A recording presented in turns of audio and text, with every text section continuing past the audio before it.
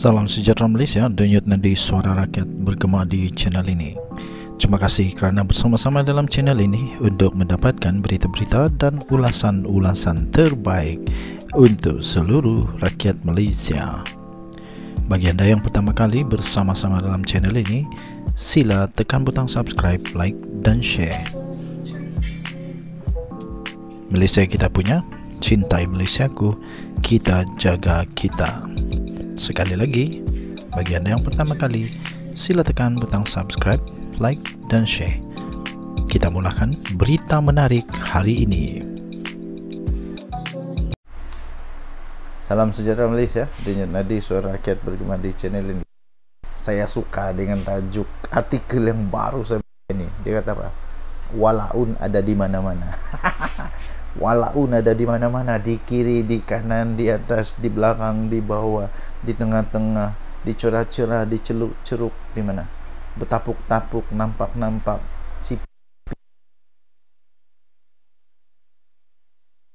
di terang-terang, separuh terang, tengah terang, semua ada walaun.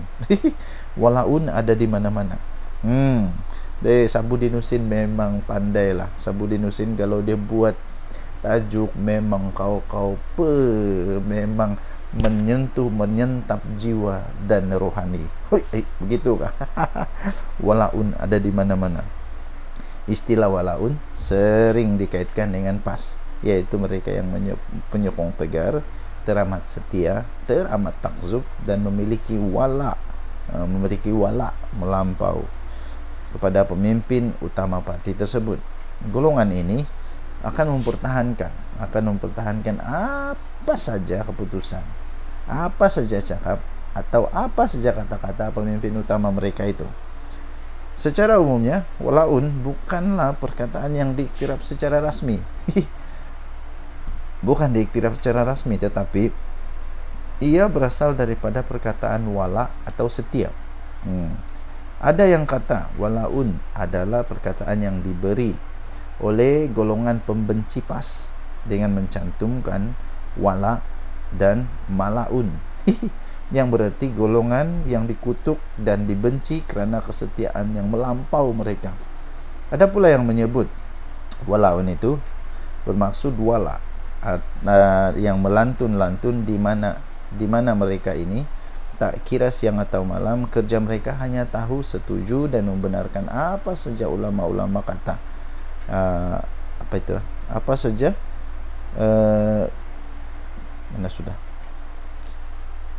kata-kata pemimpin mereka, bukan ulama. Mereka hanya tahu dan setuju dan membenarkan apa saja kata-kata pemimpin mereka, bukan ulama. Ya, minta maaf, saya baca semurang ya perenggan ini. Ada pula yang menyebut walaun itu bermaksud wala yang melantun-lantun di mana mereka ini tak kira siang atau malam, kerja mereka hanya tahu, setuju dan membenarkan apa saja kata-kata pemimpin mereka. Lantaran kesetiaan yang melampau dan hanya ingin mengiyakan apa saja kata atau tindakan pemimpin yang dipuja itu, golongan walaun juga dikatakan memiliki kepakaran mencipta dalil-dalil tertentu untuk menguatkan hujah mereka.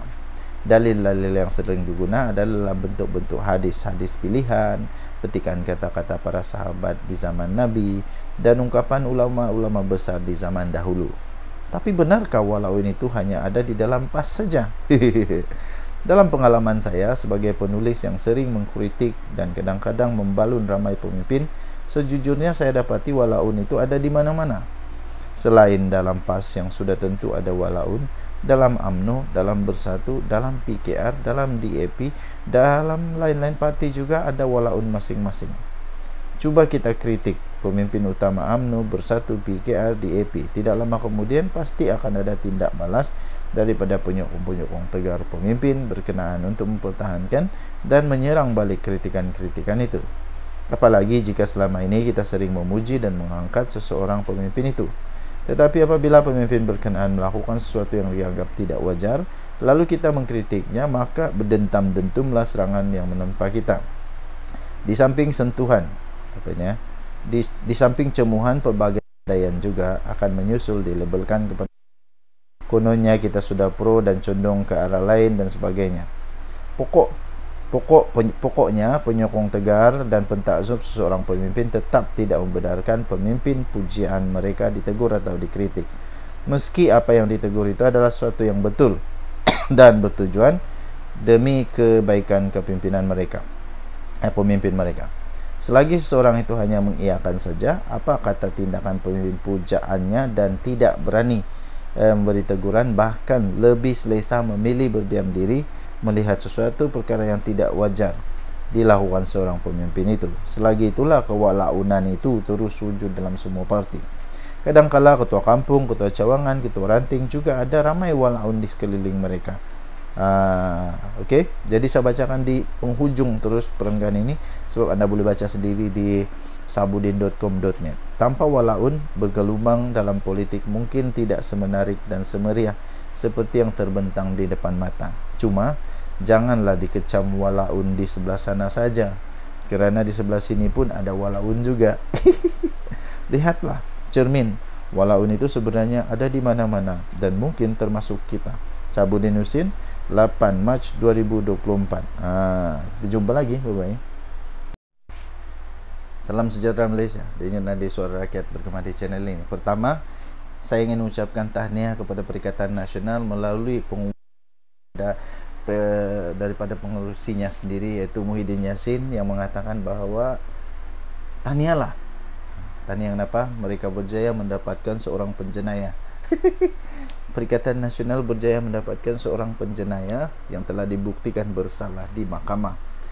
Ya, dan dia dihukum penjara dan bakal disebat. Beliau merupakan ahli parlimen paling muda, lepas tu presiden ke entah apa dalam muda, paling muda yang kena hukum penjara dan kena sebat kerana sakau duit bersatu pula tu.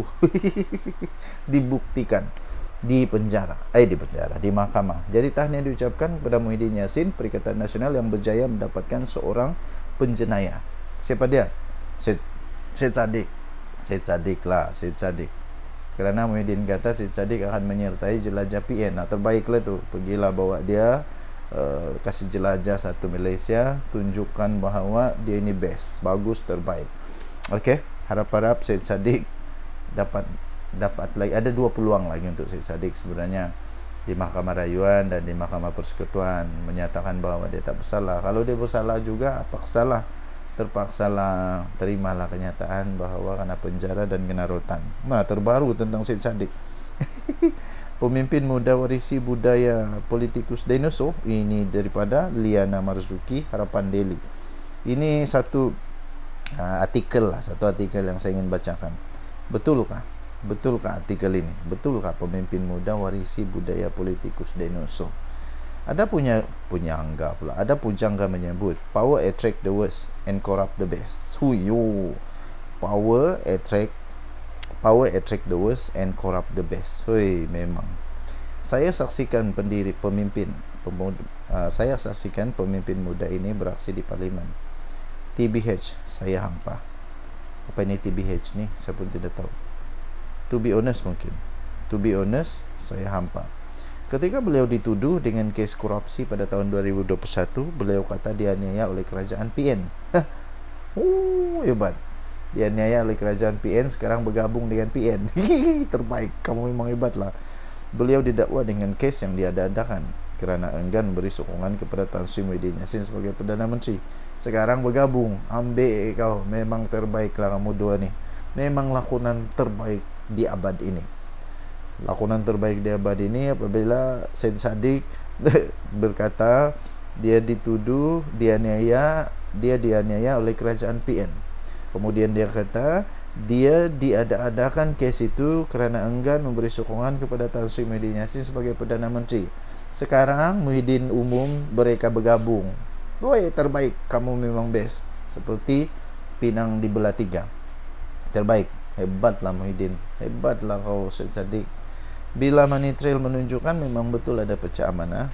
Bila duit parti disalurkan ke akaun ASB beliau sendiri, macam mana lagi nak lari? Maka beliau dijatuhkan hukuman 7 tahun penjara dan sebatan.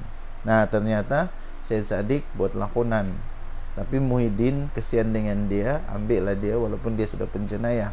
Duit yang diambil tu dari mana? Dari bersatu.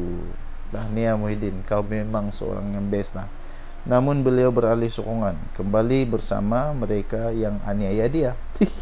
Menentang pula kawan-kawan yang bantu beliau dalam parti selama ini. Menjerit-jerit kemarin beliau di parlimen penuh dengan emosi.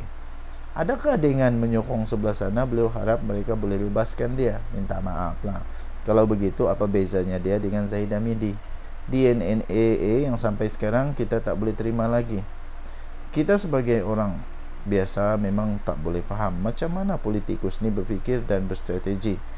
Apabila prinsip Machiavellian menguasai, bila bergema lawangan berprinsip dan white then white, apa sebenarnya maksudnya? Adakah hanya retorik sahaja?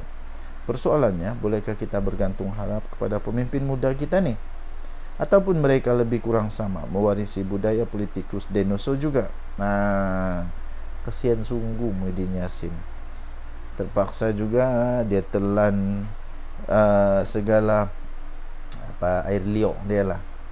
Terpaksa juga dia kasihankan budak kecil ni, budak muda mentah ni yang telah sakau duit bersatu. Sian, dia terpaksa terima semula, masuklah, marilah ikut Perikatan Nasional. Lepas itu apa lagi?